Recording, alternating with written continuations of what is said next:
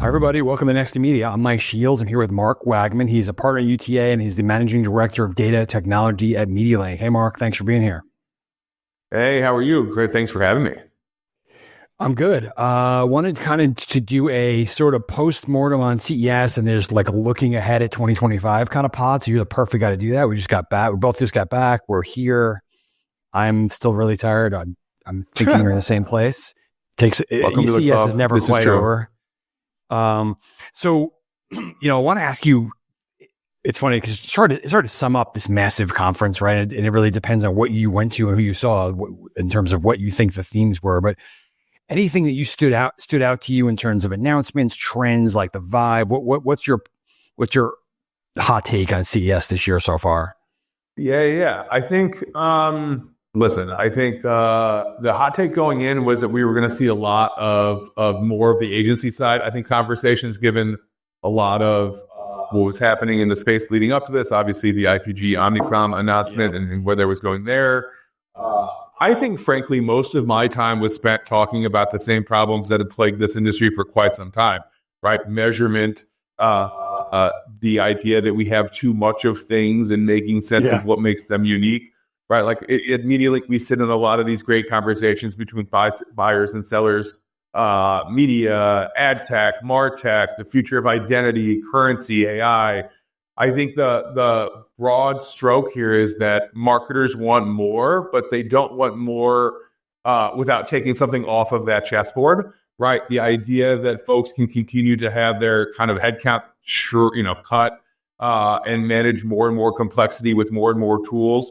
Not only the ad tech, not only like the money that comes out of the ecosystem, but I think just like the day-to-day, the what is required to run a media business today is infinitely, or not a media business, an advertising business or a marketing department is just infinitely much more complex than it was a year ago.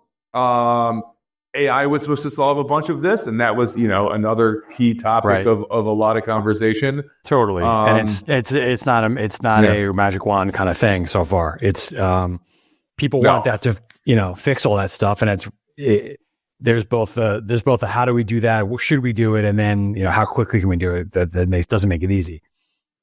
And I think there's a mindset shift, right? I think a year ago, or at least for the last 12 months, everything or a lot of the things that have been written about AI had been written about, through the lens of cost reduction and taking people out of the equation and as a cost savings thing.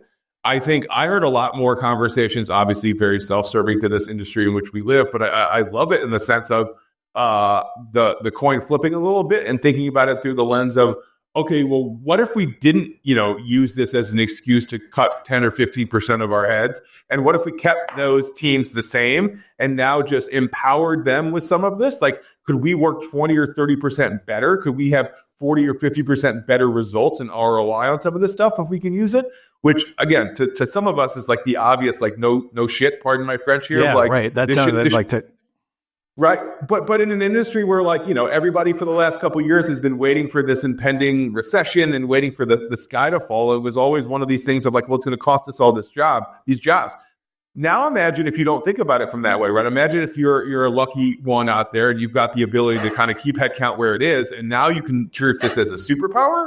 Let's use it to win, not to gut. Let's use it as a way, if you're fourth or fifth in a given category, in a given, food and beverage category or CPG category, let's use this as a way to leapfrog 2 or 3 of those brands and not just try to like hover here at a little bit better margins or better EBITDA. Let's use it as a way to move up the funnel. And I think that's interesting. Yeah, especially if people feel generally pretty decent about the ad economy, broader state of economy. I mean, who knows with world events and new president and everything. But yeah, we're less in like, can we get through this recessionary period? What's going to save us to like, let's go, hopefully. Which is exciting. You're right. There was a lot of themes are recurring. This like, what are we going to do about identity and targeting that everybody's been trying to figure out? Post signal life for a long time, still coming up. What did you think? And it struck me. I was at an OpenAP event where there was a lot of talk about identity graphs and needing to collaborate to make CTV more like digital. And you had a lot of announcements going on with Comcast for the Universal Ads product. Disney's got a big ID themed event.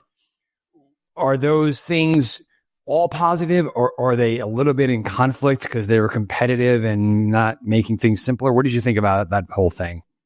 Yeah, I think they're all positive. I think that people are kind of putting them all in the same bucket, and they're not. Like if you peel those things apart a little bit, right? I think one, a lot of Disney's conversations this week were around live and making the live experience more attractive for a marketer. Yep. And I think they rolled out some identity capabilities in that space. They rolled out some targeting and programmatic capabilities in that kind of world. But that was all through this lens of you think about CTV, you think about ways to differentiate. Content libraries are hard to keep buying and buying, but live sports is something that arguably keeps giving and giving. And if you can make the live sports asset more attractive to marketers and make it easier to buy, easier to take advantage of. I mean, they used a great example, talking about that 4 overtime Texas, Arizona State football game, right? Where, in a historic world, right, like a frequency cap would have potentially prevented you as a brand from taking advantage of the second and third and fourth overtimes, even though you probably had some of the most even though that's a golden audiences. Moment, right? That you want to Right. So that's one thing. I think the JIC, and I think this idea of interoperability amongst the streamers and the networks, right? This has been a problem. Arguably, dare I say, the cookie solved some of this for us years ago. Where the cookie provided at least an underlying understanding. It was helpful. You could compare apples to oranges. You could compare a publisher to a publisher and then get a decent directionality in terms of like, is one better than the other? Or if you were a little bit more intelligent, you could start to translate, what is one on publisher X versus equal to on publisher B. And I think largely, if you think about OpenAP, that was some of what they promised from day one when it was more of a data-driven linear play of like, let us not only help you translate audiences, but let us help you make sense of what is one Paramount equal to on one NBC and what is one Disney equal to here. I still think that's a problem. I don't think I think it's hard to ignore the fact that marketers are spreading more and more money across this world of sound, sight, and motion. And I think if you get anybody on the phone or on a video call to talk about what keeps them up at night, it's a lot of it is incrementality and the overlap amongst those, right? That is not fixed. We didn't figure that one out yet. Not fixed at all. And you and I as consumers, what I do think too is the Instacarts of the real world are bringing this to life, and others in terms of just like connecting the dots between our respective worlds as professionals in this advertising marketing world, but also consumers of content and consumers of a lot of these products, which is like, we understand as people, we shop at Home Depot and Target and Walmart and all these stores, right? And so we're asking ourselves the audience question of, okay, if I spent all the money to build my own identity spine and want to target Mark Wagman, where do I target him? Is Walmart the right environment for me? Is it in digital out of home play the right environment for me? Is within the retail media network space, am I diving deeper into one of these financial media network plays as well? So understanding how incrementality plays, again, that's not a new concept. It's been around for quite some time, right? It's an industry, like, it's a thing here, core to the wouldn't it be great if we could isolate the value of every single dollar and but again, like, as I'm a sucker for analogies, as you know, and like, as you think about more and more folks who came up through digital, getting into some of these more very senior roles across the industry, buy side and sell side, they're demanding that more and more of all of this stuff that we buy look like, arguably, like the digital ad impressions of years past, which were, I could literally, with a cookie, show an ad exposure to some sort of ad conversion, and I could start to connect the dots, and I could start to attribute things. That's why media mix modeling is vogue again, like MTA is interesting again. Not only because you've got digital people in roles now, but you've also got AI that's making those things faster, cheaper, and more effective to run. What about getting back to television for a second? There are a lot of, and it's gone on for a couple of years now, but there's a lot of excitement around, can we make TV look like Facebook and Google with the millions of advertisers, right? And make it really easy to buy. Lots of announcements there. They're all kind of a little different. I wonder if you feel like, are we bullish on that, or is it a little bit too complicated when you have 6 different ways to do it, and the identities and the graphs are all a little bit different for those mid-sized and small business advertisers? Yeah, I think it's complicated. I think there's one school of thought that says if you're going to win in this battle, you need some sort of conversion signal, right? Which is what Amazon has been able to, what Walmart has with Vizio. That's why the small brands love the platforms. Yeah. Yeah, 100%. And that signal, as strong or weak as it is, at least provides some sort of North Star to point your algo at, purport your thing at. I think there's also a big push to just make TV easier to buy. And streaming easier to buy. If you're a small business, you need, the traditional construct of 10,000 line items broken up by DMAs, broken up by this and understanding. No. And so I think that's an area that, some platforms have done better than others. And, Disney and Hulu had been a strong player in that space, and obviously Meta and what they're up to. But I think you're going to see a lot of players, understand that, like, the Fortune 100 right now, the Fortune 500, the Fortune 1000, it's a bloodbath, right? Like, to get, we saw this, right? Those are the folks running at CES from meeting to meeting, ping-ponging back and forth. They're getting pitched everything, and they're having a hard time understanding, what do I do here? Do I spread my money even thinner and work with everybody? Because, hey, as a consumer, I am on all of these platforms, or do I spend the time to actually, to your point, really understand what an impression is worth to me as a marketer on all those platforms? And it's easier, certainly, to spread out your money and sprinkle it out and hope good things happen. It's much more difficult to actually have the frameworks in place, the data models in place, to at least get to like the 80-20 rule. You don't have to get down to the one-to-one deterministic, Facebook machine type of model, but being able to just add kind of that layer of confidence on top of this to know, hey, I'm buying this user because, hey, in this environment, on this screen, at this, opportunity, they're much more likely to perform the way I want them to perform than if I found them an hour later on Netflix or Hulu or somewhere else. Right. Yeah. So if you're those TV companies, you could fight that battle for the Fortune 1,000 brands. You could say, let's make the industry bigger, because this is really, it's going to be a bloodbath, like you said. Okay. What about, this was not I don't know, call this a CES announcement, but Amazon rolled out, which I took as like almost like retail media in a box offering. Like, we'll do this for you, which was interesting because you had so many, again, all the retail media companies in force at CES, all talking about their data and their scale and their graph.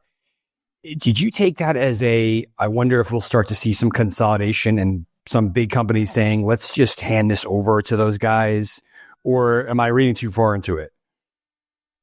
I don't think you're reading too far into it. I think this, they've done this in the past in terms of like realizing and waking up one day and saying, hey, and I know this is, I'm being flippant here, but realizing, hey, holy hell, we've got all the building blocks that a media network or an ad network would need. Yeah.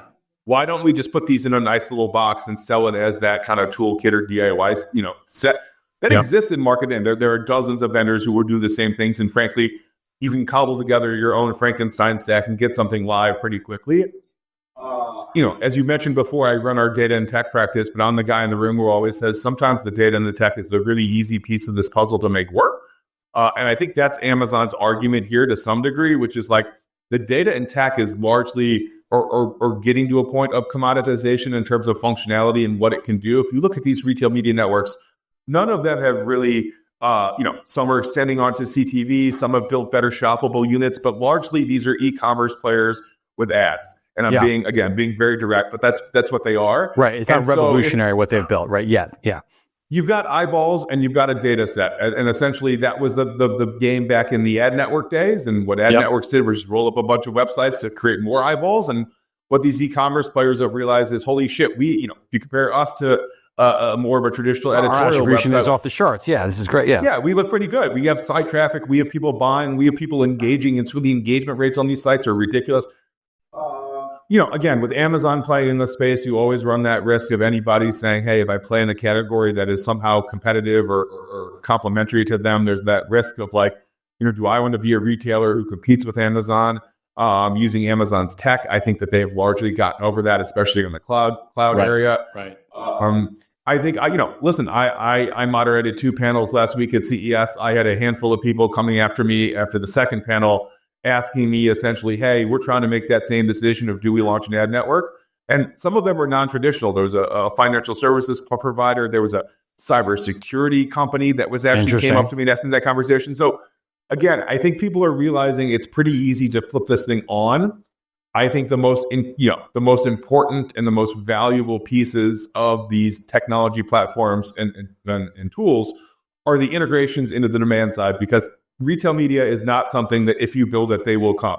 There are more impressions than marketers know what to do with. Yeah. You need a sales team. You need a value prop. You need direct integrate. You need something to exist. Me spinning up ads on insert retailer website today without that plan, you're lost. And that's where I wonder if I'm just picking on Albertsons, CVS, one of these guys, are they going to say, that's a lot of work. The margins are great, but we got to have a team and our own tech. Maybe we just hand this over to somebody and get a check. We lose control. That's like, I wonder. I'm totally speculating on those companies, but you know what I mean? Yeah. I mean, listen, I think, sure. I mean, I'm sure that there are AI companies that we don't even know about that are about to go pitch these companies and saying, hey, you don't even need Amazon. Like, here's literally the piece of code and we will do this. I think retail media right now is nascent enough, and that value proposition does need to be articulated by a human in a kind of one-to-one fashion, where I do think there's immense value in having somebody who understands that brand, whether it's CVS or Albertsons or any of those guys, right? Like, you understand that brand, you understand what it stands for, you understand why why a consumer comes to that site and what they look for. Sure. I think I think in your analogy there, if you kind of bundle this whole thing up, you kind of get to a world of just, a handful of SSPs that represent the entire industry in terms of supply, which is maybe where we're moving. Right. All right. Shifting gears a little bit, a couple more big topics. What were brands? I am not an expert on Supreme Court law. I don't know what's going to happen, but TikTok seems pretty vulnerable. Were brands talking about that? Are they worried? Is there a contingency plan? I had a couple off the record conversations and nobody seemed too worried. I think most people think that this is going to come down to the president elect at this point, right? Kind of making a decision as to whether. Right. Well, I think some days you would say the guy wants it to exist because his followers, his contingency, argues that it is the way they make money. It is the way they produce content and monetize it.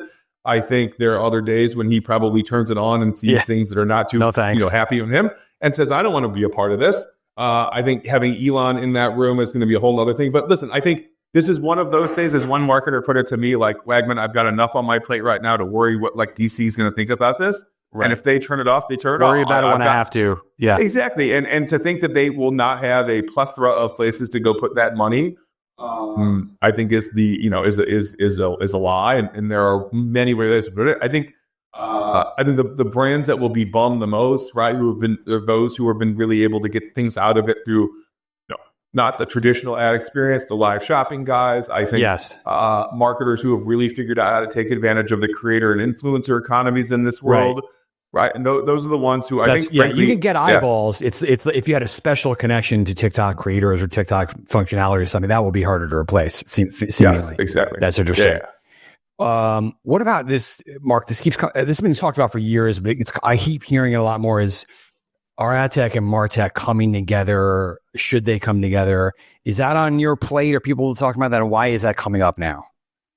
Yeah, it's funny. Shout out to an old boss of mine, Maureen Little, who I worked with back in the days at Turn.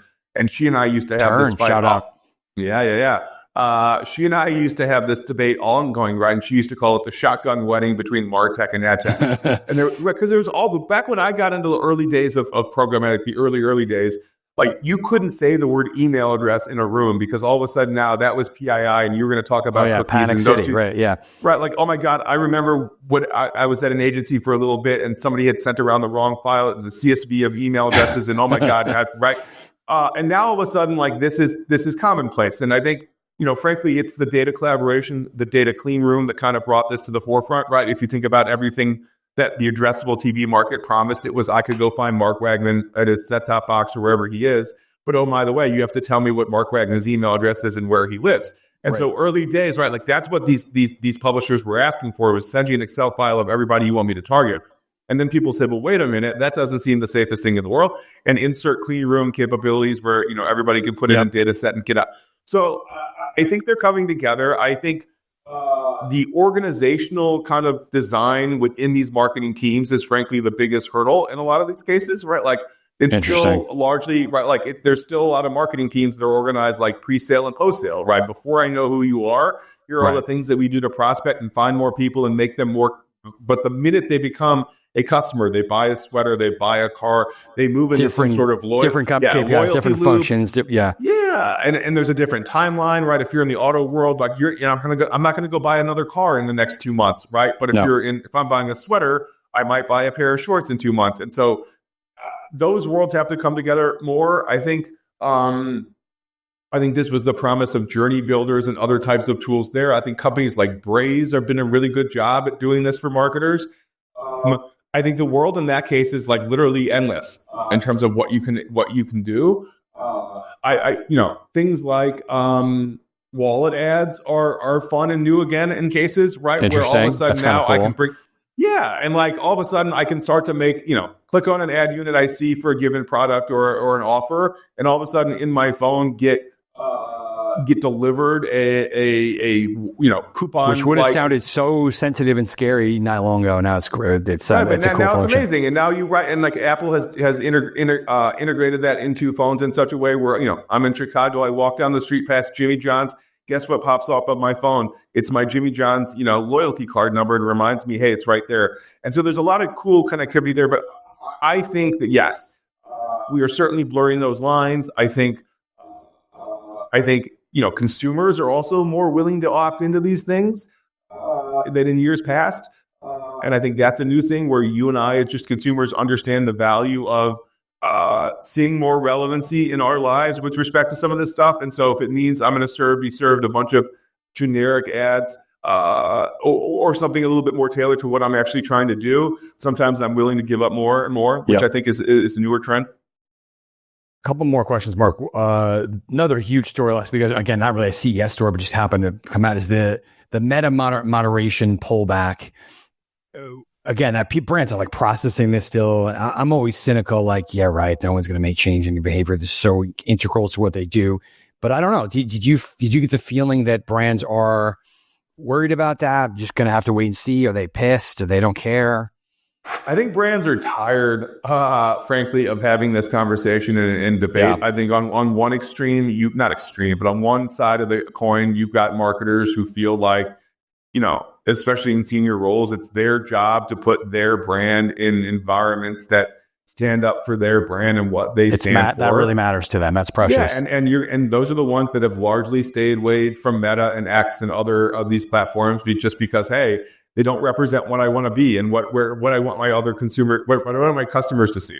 And then you certainly got the other school of thought of, my job as the chief marketing officer is to drive shareholder value. And if those platforms provide shareholder value for me and drive sales and drive conversions, then who am I to be the guy or gal to say, no, I'm not going to let this happen. I got to put my moral opinions aside and just make my numbers. Yeah. Yeah. I think, right. So I think, frankly, it's like everything in life. This will come down to how this plays out. Like, it has gone into place now. And, depending on how many quote unquote scandals arise as part of this, right? Like, I think you'll see marketers lean in and lean out. I think, frankly, a lot of people are very, tired of talking about the polarization of politics from that perspective and don't really want to make those decisions. And so, do I feel like anybody's going to pull out in totality right now? No. I mean, everything I continue to hear in market, would suggest that the ad platform is performing arguably better than ever before, in terms of just like true ROAS and being a successful platform for all types of companies, big and small. But again, we'll see what happens here, right? Like if there's another presidential scandal of some way, shape, or form, or God forbid another global pandemic, and all of a sudden this platform is the thing that is sharing all the disinformation, then I do think you'll see people it depends how extreme we're talking. You're right, because I remember writing about these things, and after a while, how many ad fraud stories can you write, or how many bad adjacency stories can you write where people are like, oh God. So it depends on the gravity. I think that'll be really interesting, but because people do get tired of these topics. Going into looking back a little bit, 2025, it's crazy. It's difficult to make predictions. It's such a crazy dynamic sector. what was any other takes from this week where brands are thinking the climate, that you have any like thoughts on where we're headed, predictions, what to look for in the next, 6 to 12 months?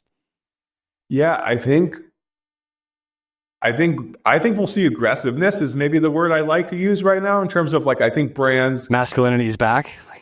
Oh God, maybe in the sense of like these brands, listen, these aren't new themes, right? Like you and I have been in this space for quite some time, but like this industry has a very short tenure. Feet are held to the fire. Yep. You need to show results today, whether you're selling cars or streaming downloads or apps or subscriptions, whatever it is, you are Mr. or Mrs. Head of Growth for these organizations. And I think if last year was, again, we were waiting for a recession, maybe it didn't come. We were waiting for what would happen in the election. A lot of people kind of waited to see how that would play out. We talked about AI again as a cost saver. That's where I think that like a lot of brands this year are tired of waiting, right? Like let's go for it. Let's do something now. A lot of the conversations I were in were like, okay, that's cool. You're telling me about all these things, but I want to get back to my office on Monday and set a plan forward as to how we're going to run a pilot here. Or tell me what you're going to, don't show me another case story that says, 37% more brand awareness. Get more specific with me. Tell me how this is really going to do, and how are you putting skin in the game?